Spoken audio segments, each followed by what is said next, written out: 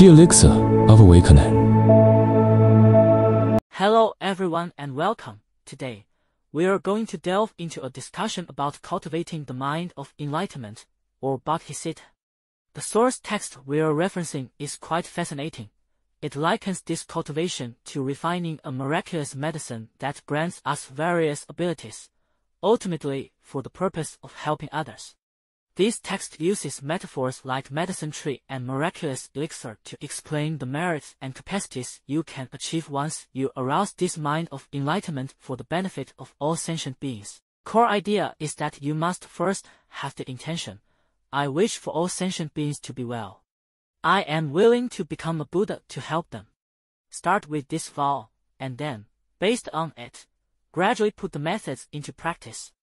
Our focus today is to examine how these texts describe this process from initially seeing the possibility, to genuinely wanting it for yourself, and then to truly refining it into a beneficial medicine-like ability. This entire process seems to be centered on the original aspiration of benefiting sentient beings, especially the role of generating the aspiration and rejoicing. We can begin with a metaphor called the sandalwood medicine tree. The text says its bark is miraculous. No matter how much you take, it immediately grows back, regenerating continuously. It's used to heal sores and never runs out. This illustrates how the tree of all knowledge, Sarvajnavika, that arises from bodhisattva is also like this. As long as someone sees and believes in its power, they can eradicate their afflictions and karmic obscurations, while the tree itself suffers no loss. This highlights a key point. Seeing an example or a possibility is a crucial first step. It's like witnessing someone effortlessly accomplish something you thought was impossible. For instance, bending a thick iron pipe with their bare hands. Only when you see it will you truly believe it's possible, and then perhaps you'll feel an urge, I want to learn that too. If you've never seen it, it's hard to generate that kind of faith and longing out of thin air. Siddhartha's pilgrimage to visit 53 spiritual teachers is essentially a continuous process of seeing. He saw various exemplars of merit. So, the reaction after seeing is very important. When you see a good example and feel great joy and admiration in your heart, this is rejoicing. Because you genuinely like what you see, you vow, I also want to be like them, to achieve such abilities for the benefit of sentient beings. This plants the seed of becoming a Buddha to liberate beings. Why is the merit of rejoicing so powerful? Because it can inspire and nourish our bodhisattva practice. So, it's not enough just to see. If you just see it and think, that's their business, it has nothing to do with me, then you've missed a great opportunity to transform yourself. After seeing, rejoicing, and vowing, how do you truly achieve these abilities? What's the bridge in between? The story of the human medicine prince offers a clue. The human medicine prince saw sentient beings suffering from plague. He didn't just vow to save them. He made an even greater vow. I wish to transform my very being into the medicine that can thoroughly cure all sickness and suffering. We can learn from him to arouse a similar great aspiration. Then, we use the good deeds and merits we accumulate in our daily lives to water and nourish this vow, continuously directing our merits towards this goal through dedication. It sounds like, besides the aspiration, it also requires a firm resolve to definitely accomplish this, along with sustained action. Yes, that kind of unwavering determination, the power to certainly achieve it. And continuously accumulating provisions through merit. As long as your direction is right and your merits are sufficient, that vow will one day be realized. The process might seem slow, but the cause will inevitably bear fruit. The key is to start doing it and persevere, keeping the goal of benefiting sentient beings in your heart. Besides transforming into a human medicine capable of directly healing physical and mental suffering, the text also mentions other medicines corresponding to different facets of benefiting sentient beings. Different aspirations lead to different capabilities. For example, there's a rootless medicine tree that can nourish other trees. The corresponding bodhisattva for this is the vow to foster the wholesome qualities of all practitioners, whether they are healers, Suravakas, solitary Buddhas, Pratyabuddhas, or Bodhisattvas. But the prerequisite is that you must first possess or be actively cultivating these qualities yourself before you can effectively help others. Another one is called Alambana medicine, which, when applied, brings about competence in body and mind. What kind of ability does this competence refer to? Competence simultaneously encompasses ability and responsibility. Arousing the corresponding bodhisattva means you vow to make yourself capable of repairing and taking on all problems.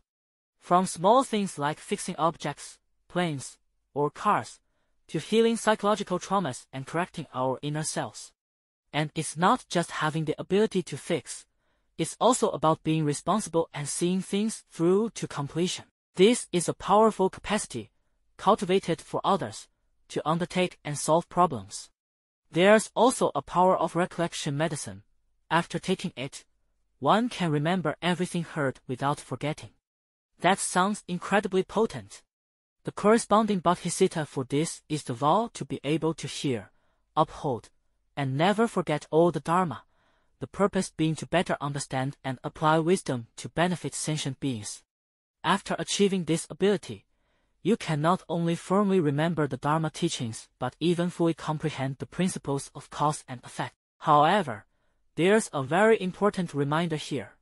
Even if you gain extraordinary memory, you must absolutely never forget your original bodhisattva, that aspiration to benefit sentient beings. Why is this point so crucial? Because once you forget your initial aspiration to become a Buddha for the benefit of sentient beings, no matter how powerful your abilities or how many good deeds you perform, you might deviate from your path. It could become merely an increase in your own power, or even an obstacle, which is what is called demonic karma. Therefore, this requires our continuous effort to remove inner afflictions, as afflictions are the primary cause of forgetting our power of recollection and forgetting bodhisattva. So, it seems that no matter what kind of medicine-like ability we pursue, the fundamental always lies in that mind of benefiting sentient beings, along with continuous purification and perseverance. The core is generating the aspiration and practicing. When you see good examples, you should know how to rejoice and yearn for them. Then vow, I too will act this way to benefit sentient beings. Don't think it's out of reach. Don't think it's someone else's business and not yours. At the same time, bring forth the same drive and determination that I'll do it even if it kills me, resolve and perseverance that you apply to worldly goals, and use it in your spiritual practice. While diligently removing afflictions and obstacles, plant the seeds of wholesome vows, and then nourish them with merit. When the time is ripe and conditions are met, they will naturally blossom and bear fruit. The key is that motivation to make yourself better for the sake of others. In summary, our discussion today has centered on how, through arousing the mind of enlightenment, bodhisattva, we can achieve various abilities to benefit sentient beings, much like refining miraculous medicines. The key lies in seeing examples, rejoicing in merit, vowing to pursue it, and realizing this altruistic aspiration through continuous wholesome actions and merit. Whether you wish to become a human medicine that heals the suffering of beings, a rootless medicine tree that fosters others' wholesome qualities, a reparative Alambana medicine, or even a power of recollection medicine that retains wondrous Dharma, the starting point is always that selfless bodhisattva and the unwavering determination to achieve it for the benefit of all beings. Ultimately, all achievements of ability are for the sake of serving all life more effectively. Finally, here's a question for you to ponder. Among these medicine-like abilities, which one touches you the most and makes your heart yearn for it?